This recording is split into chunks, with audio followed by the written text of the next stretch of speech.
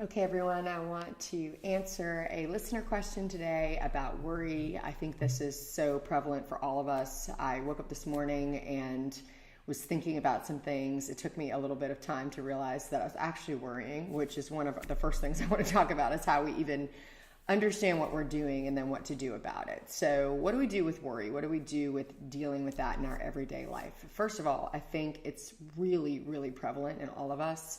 But the first thing we have to know about worry is that we have to know that we actually are worrying. And then we have to know what we're worrying about. And then we have to know what we're really worrying about. So let me just walk you through that process sort of in your mind. So the first thing is you have to know if you're worrying.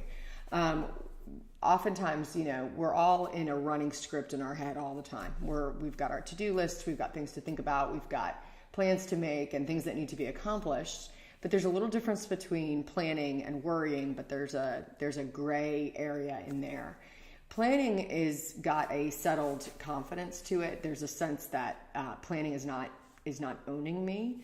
Worrying, however, is the difference between kind of looking down on plans where we're over it and we sort of feel a sense of mastery, or looking up at plans like this thing is over me and it's oppressing me. And there is a subtle shift that sometimes happens. So we may go from thinking, okay, I'm just getting my mental to-do list together for the week. And then we realize, wait a second, that one mental to-do I've thought about pretty extensively. I've not just thought about it, but I've thought about it over and over and over again. And if I'm going to be honest with myself, I'm not really thinking about it. I am fearful about it.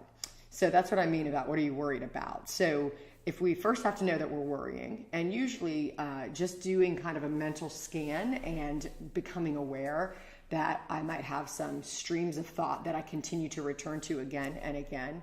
The actual thing I'm worrying about might be different, but the theme might be the same. So what are the things that people really worry about a lot? I think most of us have a fear of pain of any kind. We are worried about a painful circumstance in our own life, physically or emotionally. We're worried about painful circumstances in our kids' life, physically or emotionally. Generally, human beings do not like pain. So anything that feels like it might bring pain of any kind, we generally will shy away from. So sometimes we have a fear of pain. I think we can have a fear of rejection. That's a huge one. If I'm myself, if I'm vulnerable, if I put myself out there, someone might not like that. They might not like me. They might not like that part of me. So we're very, very fearful that might happen. And then the third one is a fear of being alone, that ultimately we're going to end up without anyone knowing us and without a sense of belonging. So there's others as well, but those are kind of three major themes. So I may think that I'm worried about my child's next doctor's appointment. In reality, I'm worried about pain. I'm fearful that pain might come. And to get to the point where I can acknowledge, actually, I think I'm worried about this thing, but I'm actually worried more about this underneath thing. So do I even know if I'm worrying at all?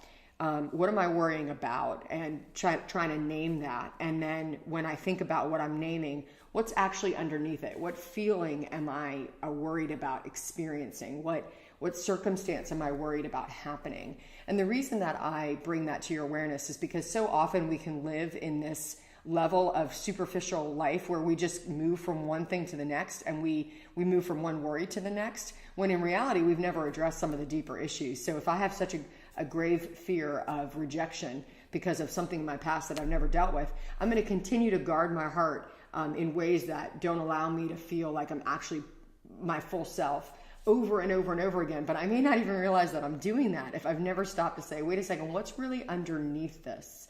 So do I see some themes in my life that I generally experience over and over again? And then what do we do with that? That's what we can bring to the Lord. When we bring that kind of awareness of ourselves, we picture ourselves going to God and being with God in those things, saying very specifically, this is what I'm actually worried about. I thought I was thinking about it, but I'm worried about that. This is all in prayer. This is sort of a spirit of prayer. God, I thought I was thinking about this thing, but I'm starting to realize that I'm worried about this thing. And when I think about what I'm worried about, I'm actually really worried about this. And that this is usually sort of the worst case scenario that you can imagine. I don't know if this thing's going to come through at work. And if it doesn't come through at work, I fear I'll be really disappointed. And I think that if I'm really disappointed, I'm not going to want to work here anymore. And I generally feel like nobody sees me. Okay, now you've gotten to the actual core issue that you're really worried about. And that's what we can bring to the Lord. Proverbs 3 says, trust in the Lord with all your heart and lean not on your own understanding. In all ways acknowledge him, and he will direct your paths. When you get to the softer part of what's going on in your life, that's usually the place that we need God's strength, that we need God's healing, that we need his insight, that we need his courage. So we can begin to ask, Lord, I thought I was worried or thinking about this thing, when in reality, down here in my soul, I'm asking for your healing. I'm asking for your strength. Would you confirm to me today that you love me, that I have a place to belong? You see, our souls are always safe with God. Our souls always have a place to belong. Our souls always know that there will be a place that has no more crying or mourning or pain, and that place is heaven. So even though we have to face hard things in this world that can feel really scary, when we get to the center, that place, the very center of our soul, is safe with God. It's a place that no one else can touch. Only God can dwell there in you and with you, and it's actually the most important part of you. So if you're able to get down to the heart of it and engage with God in that place, in that sort of secret place of your soul, what begins to come out of you begins to be different than it was before. So I hope that might help you. Are you worried? What are you worried about? And what are you really worried about? Take that and see if you can apply that this week and if it changes sort of the way you go through your day.